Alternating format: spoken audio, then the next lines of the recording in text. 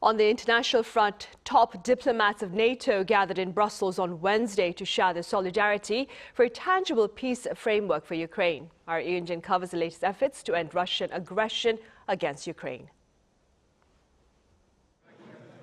Almost all of NATO's foreign ministers gathered in Brussels on Wednesday, where European representatives reaffirmed their support for Ukraine.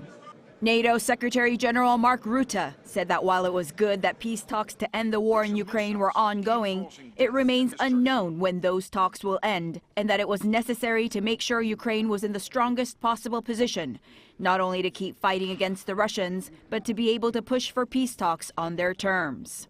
This came a day after Ukraine peace talks were held between the United States and Russian President Vladimir Putin.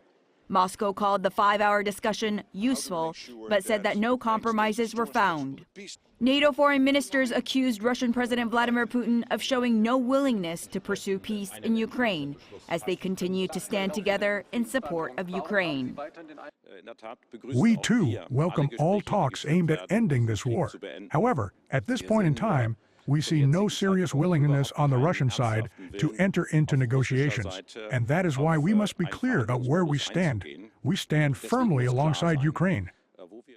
Meanwhile, also on Wednesday, Belgium spoke out against the European Commission plan to use frozen Russian assets to aid Ukraine.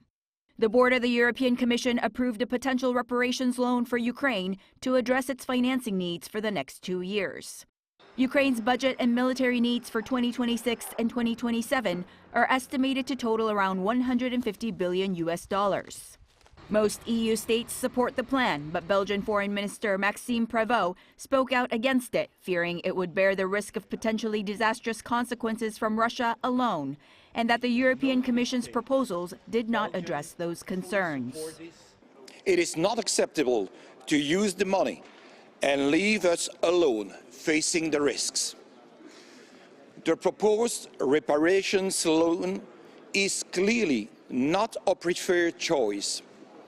In the event member states wish to go in that direction, we demand that the risks Belgium is facing as a result of this scheme are fully covered. This is no unreasonable request. This is simply fairness.